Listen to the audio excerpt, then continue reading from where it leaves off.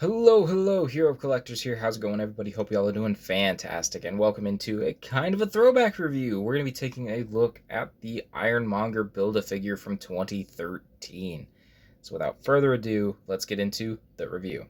Alright, getting into this Monger Build-A-Figure review, I just want to take a second to say that I actually did start this way back in 2013, I believe, with the Iron Patriot figure. He came with the torso piece, so I have had that torso piece for 11 years now, and just slowly have built him up to finally complete him.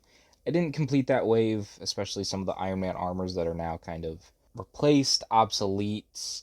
There are better looks for those armors in the Marvel Legends line, so this is now a huge grail piece of mine finished, so I'm going to be speaking very highly of it. It does have its faults, and I will talk about those, but I'm just glad to finally have him completed for the collection, especially since Hasbro hasn't done an updated version of this comic character in that 11 years. And given that in my research, he only appeared in one comic book issue, I don't know if they'll ever do another one, but we'll see. But getting into the good of this figure, I really like the blue color that they used and the small red accents. I will say the blue does have that marbleized plastic that some people do and do not like. I have never really had a problem with it. I think on armored characters, it kind of adds a metal sheen to the armor itself and kind of adds a little bit of color variation within the armor. So it's never really been a problem for me, but I know it does affect some people's opinions on the figures when they see that. I do really like his size. Compared to a normal 6-inch figure, he is very wide and very tall, so he does have that imposing feeling on the display with other characters and even Iron Man armors.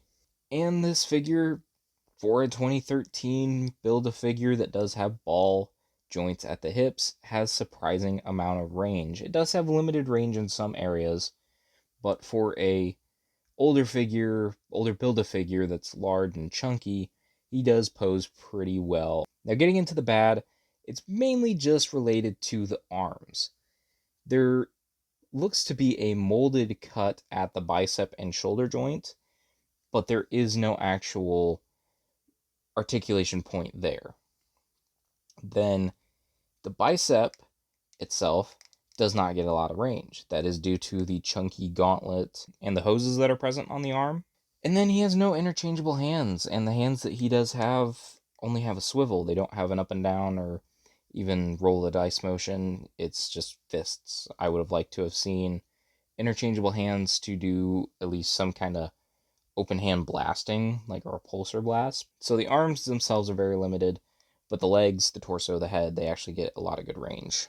Now, does this figure have the fun factor? I would say yes. I looked up the issue he appears in on Marvel Unlimited to get some reference, and once I did that, I kind of just went off to the races. I paired him up with the Silver Centurion Iron Man armor, and I spent like probably an hour and a half just taking photos of him and Iron Man, and you can see all the photos in this review itself. I had a good time trying to get some different fighting poses. It was a fun experience to pose this guy up despite the issues with the arms. So what are my final thoughts on this Build-A-Figure? Well, while it is an older Build-A-Figure, 11 years old, again, with limited articulation at the arms, it is still an enjoyable addition to my collection. Not only just because it's a big, armored Iron Man villain to go with my other Iron Man villains now that I have that shelf and display, but because this is a really old BAF. Not really old, I guess, but just an older BAF that I've wanted to complete for a long time and just finally have. And it looks great in hand, poses decently.